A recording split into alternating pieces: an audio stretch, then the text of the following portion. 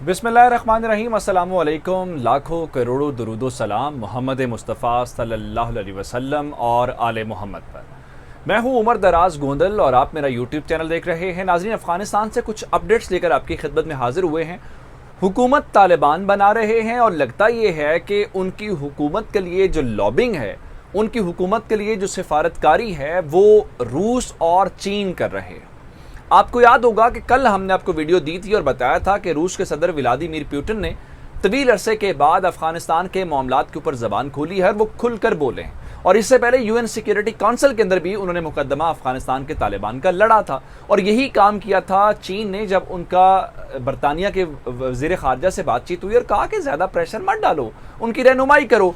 अब एक बार फिर एक और बड़ा कारनामा सर अंजाम दिया उन्होंने तालिबान के लिए। अब आपको याद होगा कि तालिबान और तुर्की के दरमियान क्या अल्फाज का तबादला हुआ था, क्या एक दूसरे को गैर इस्लामी, कब्जा और बहुत कुछ कहा गया था। और तालिबान ने भी धमकी दी थी कि अगर आप अमेरिका के जाने के बाद यहाँ पे टिके तो आपके साथ वही सलूक करेंगे जो बाकी के साथ करेंगे। लेकिन आज रूस के सदर व्लादिमीर पुतिन ने बड़ी समझदारी के साथ इस मामले का हल निकाल लिया है। और आप यूँ समझिए कि चीन, रूस, पाकिस्तान के इत्तेहाद में शामिल हो गया है तुर्की, और तुर्की ने आज उनके बाकायदा तौर पे सदर ने पुतिन साहब के साथ बात करते हुए हुकूमत तस्लीम करने की अश्योरिटी दे दी है। एक खबर है, इसको यहां रोक लेते हैं, आगे चलते। अब पाकिस्तान के वजीर खारजा ने काबुल जाना है और पहले वजीर खारजा हैं जो वहां पे पहुंचेंगे।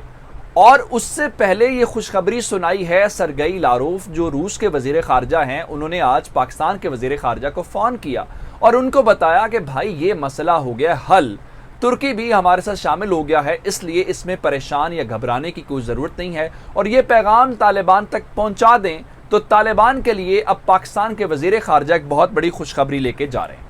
आगे चलते हैं, अफगानिस्तान के अंदर क्या चल रहा है। अफगानिस्तान के अंदर नाजरीन इस वक्त सूरत हाल ये है कि काबुल एयरपोर्ट को पोटेंशियल सिक्योरिटी थ्रेट्स की वजह से बंद कर दिया गया है।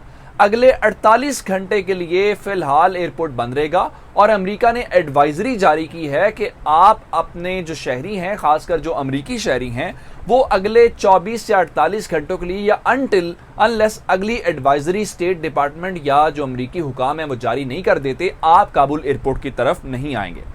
उधर तालिबान को लेकर बहुत प्रोपेगेंडा हुआ और हमने सुना जी कुछ सहाफ़ी हैं जिनको मारा गया है, यानी पीटा गया, और कुछ सहाफ़ी हैं जिनको काम नहीं करने दिया गया, उनको वापस भेज दिया गया। तालिबान के तर्जुमान ज़बीउल्लाह मुजाहिद ने आज इसका हल निकाला और उन्होंने सहाफ़ियों के साथ मुलाकात करके एक कमेटी बना दी है जिसके अंदर 3 लोग शामिल हैं और ये मसलों का हल निकालेंगे। और बोरिस जॉनसन ने तो कल कह दिया कि हम तालिबान के साथ काम करने के लिए तैयार हैं, लेकिन आज लंदन के अंदर तालिबान के खिलाफ एक बहुत बड़ा मुजाहिरा किया गया है और वहां पे नारे ये लगाए गए हैं कि ये तालिबान तब्दील नहीं हुए और इन तालिबान के ऊपर ट्रस्ट मत किया जाए। अच्छा, यहां तक बात आ गई। फिर आगे चलते हैं और ईरान ने आज इशारा उन्होंने भी दे दिया जैसे तुर्की ने दिया। उनके तिजारती रास्ते जो अशरफ गनी हुकूमत के दौरान बंद हमने कर दिए थे, वो तीनों चेक पॉइंट्स हमने खोल दिए हैं और ईरान की और अफगानिस्तान की इस वक्त जो तिजारत है वो बिल्कुल मामूल के मुताबिक है, उसके अंदर कोई ऐसी बात नहीं है जिसके अंदर परेशानी हो।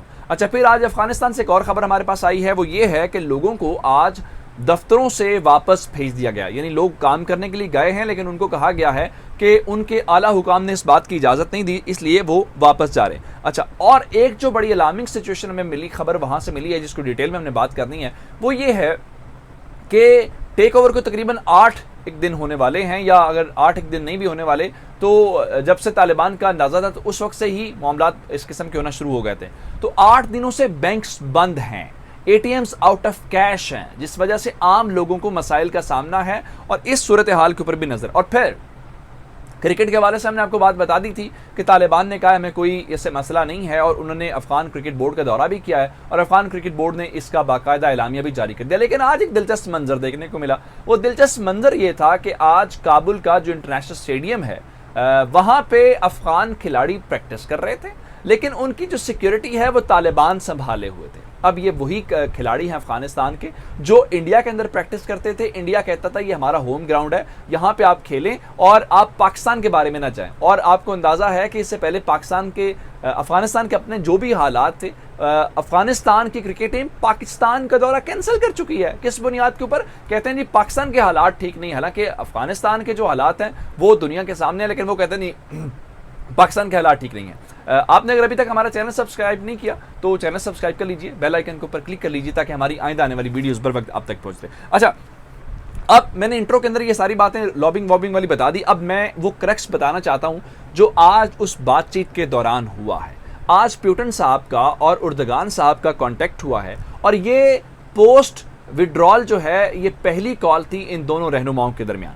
और इस मौके के ऊपर उर्दगान जो पहले तालिबान के क्रिटिक रहे हैं, उन्होंने आज पहली बात तो ये की है कि जो तालिबान अपने लोगों के साथ बातचीत कर रहे हैं, यानी जो फॉर्मल लीडर्स हैं, जिसमें अब्दुल्ला हैं, जिसमें करजई साहब हैं, जिसमें गुलबदीन हिकमत यार हैं, जिसमें दीगर लोग हैं, उनके साथ बात करने को उन्होंने प्रॉमिसिंग कहा है कि एक अच्छी बात है। अच्छा, आगे चलते हैं। और फिर एक और बात भी कहा कि अगली हुकूमत के साथ, अच्छा इस पे उर्दगान साहब ने कहा कि इंक्लूसिव गवर्नमेंट होनी चाहिए, यानी सोसाइटी के जो तमाम फरीकैन हैं, जो तमाम सेगमेंट्स हैं, उनको गवर्नमेंट के अंदर शामिल किया जाना चाहिए। ये बात दुरुस्त है, लेकिन इसके साथ आज उस गुफ्तगू के अंदर जो रीड आउट जारी किया गया है, आप उसको पढ़ सकते हैं कि इन दोनों रहनुमाओं ने इस बात के ऊपर इत्तेफाक कर लिया है कि जो अगली गवर्नमेंट है हम उसके साथ कोऑपरेट करेंगे, हम उसके साथ ताबन करेंगे, जो जाहिरी बात है, एक सीधा सीधा इशारा है कि वो इस हुकूमत को तस्लीम करेंगे। अच्छा, अब चूंकि पाकिस्तान भी ये फैसला कर चुका है कि इस बार कोई अकेला फैसला नहीं करेगा, सारे मिलकर फैसला करेंगे, तो इसलिए ये बात सरगई लारूफ ने ये सारी बातें इंक्लूसिव गवर्नमेंट वाली, कोऑपरेशन वाली, ये सारी की सारी उन्होंने फोन करके कुरैशी साहब को इत्मीनान में लिया है और कुरैशी साहब के साथ उनका काबुल दौरा भी डिस्कस किया है, क्योंकि वहां पे ये बात उन्होंने जाके अफगान तालिबान को पहुंचानी और बतानी है कि ये ममालिक हैं जो इस वक्त तैयार हैं और आपको रिकग्निशन मिलेगी। अच्छा, काबुल एयरपोर्ट के हवाले से बता देता हूं।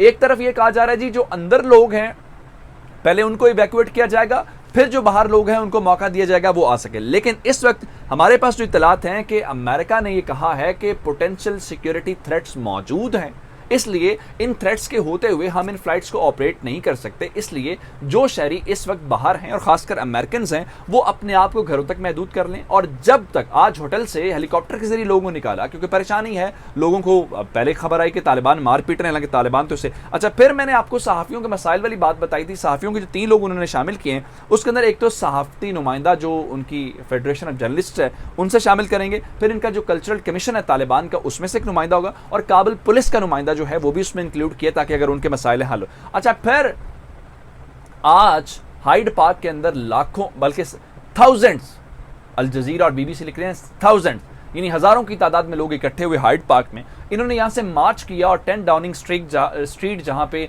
पहुंचते हैं, इनके रहते हैं प्राइम मिनिस्टर बोरिस जॉनसन, वहां पे उन्होंने मुजाहरा किया और कहा कि तालिबान हैज नॉट चेंज्ड, यानी तालिबान तब्दील नहीं हुए, इसलिए इनको पर एतबार ना कीजिए। हालांकि उनके आर्मी चीफ कह रहे हैं तालिबान तब्दील हो गए हैं। ये एक बहुत बड़ी आज डेवलपमेंट थी वहाँ पे कि तालिबान गवर्नमेंट के खिलाफ और कहा गया जी औरतों के हुकूक और ये वो। हालांकि आज तालिबान ने को एजुकेशन को लेकर फतवा जारी किया हालात के अंदर। अच्छा, ईरान ने तो इंडिकेटर दे दिया, ईरान को हम पहले ही आपको बता चुके हैं कि वो इन ममालिक की फहरिस्त में शामिल है।